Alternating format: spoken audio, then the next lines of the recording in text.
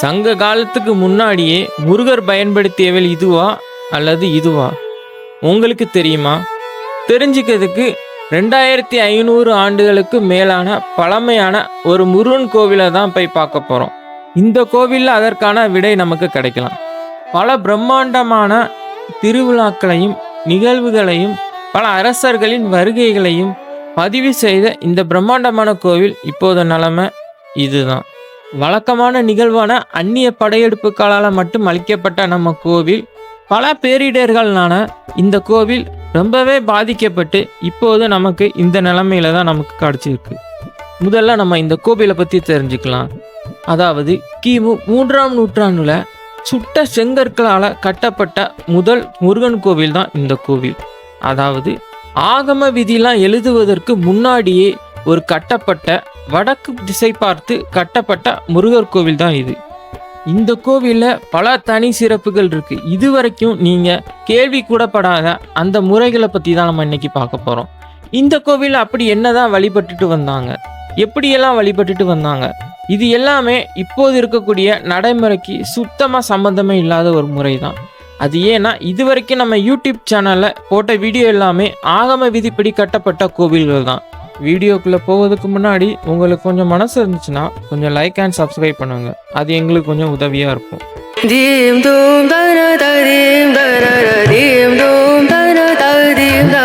அதாவது கிமு 3ஆம் நூற்றாண்டுகளில் பயன்படுத்தப்பட்டு வந்த செங்கற்களை வச்சு தான் இந்த கோவிலை கட்டியிருக்காங்க.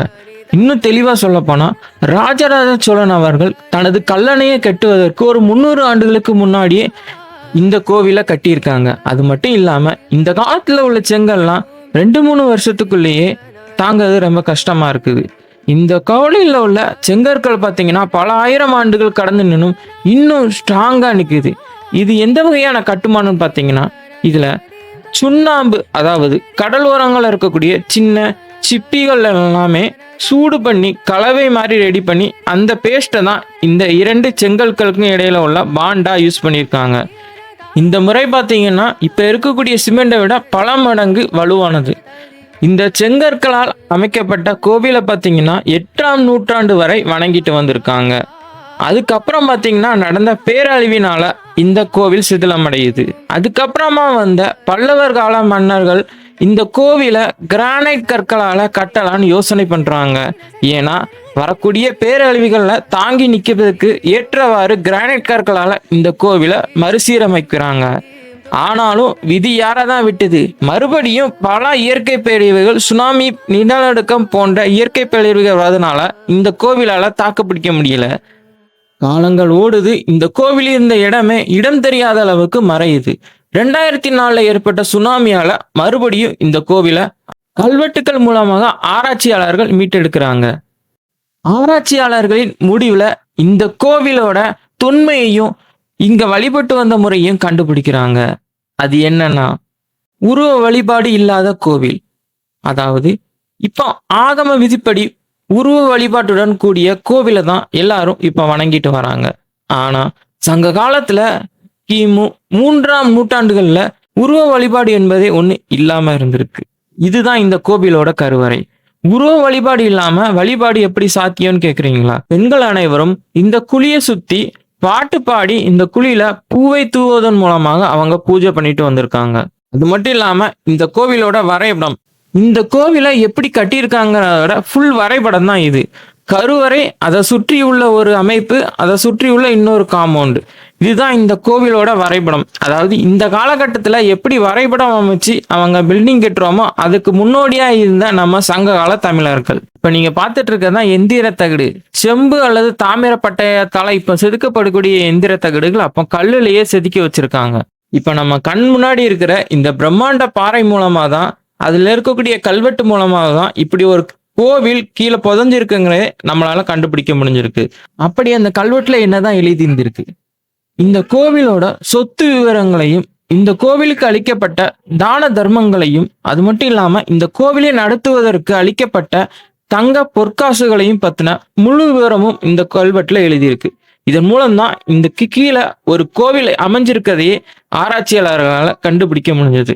அது மட்டும் இல்லாம இந்த கோவில் சங்க காலத்து கோவில்ங்கிறது இந்த செங்கற்கள் மூலமாகவும் அந்த கருவறை மூலமாகவும் நமக்கு தெள்ள தெளிவா தெரிகிறது. சரி, நம்ம முருகரோட வேல் விஷயத்துக்கு வரலாம்.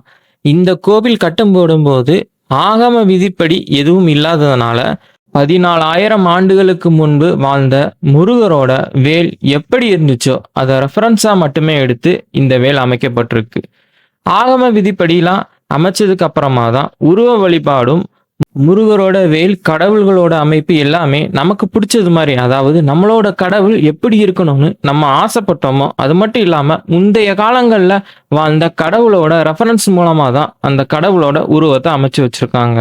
14,000 ஆண்டுகளுக்கு முன்னாடி முருகர் பயன்படுத்திய வேல், அதாவது ஈட்டி வேலும் ரெண்டுமே சிமிலரான ஒரு ஃபங்க்ஷனோடு பயன்படுத்தக்கூடிய ஒன்று தான். இந்த ரெண்டுமே மெருகேற்றப்பட்டு தான் இப்போ முருகரோட வேலா நமக்கு காட்சியளிக்குது. அதற்கு சான்று தான் இந்த சங்க காலத்து முருகரோட கல்சிற்பமான இந்த வேல். புலிக்குகை அருகில் அமைந்துள்ள இந்த கோவில் மட்டும் இல்லாம இதுக்கு மிகவும் அருகில் உள்ள 3 சிவன்கள் கொண்ட குடவரை கோவில் மற்றும் பல்லவர்கள் காலத்து பிரம்மாண்டமான யாளிகளால் அலங்கரிக்கப்பட்ட சிம்மாசனம் ஆகியவற்றை தனித்தனி வீடியோவா நம்ம சேனல்ல அப்லோட் பண்ணியிருக்கோம். அதற்கான லிங்கையும் நம்ம டிஸ்கிரிப்ஷன்ல கொடுக்குறோம். கண்டிப்பா பாருங்க, உங்களோட சப்போர்ட்டை தாருங்க. மீண்டும் ஒரு நல்ல வீடியோவில் சந்திப்போம். இந்த வீடியோ பிடிச்சிருந்தா லைக் பண்ணுங்க, மறக்காம உங்க ஆதரவுக்காக சப்ஸ்கிரைப் பண்ணிருங்க. மீண்டும் ஒரு நல்ல வீடியோவில் சந்திப்போம். பாய் பாய் மக்களே.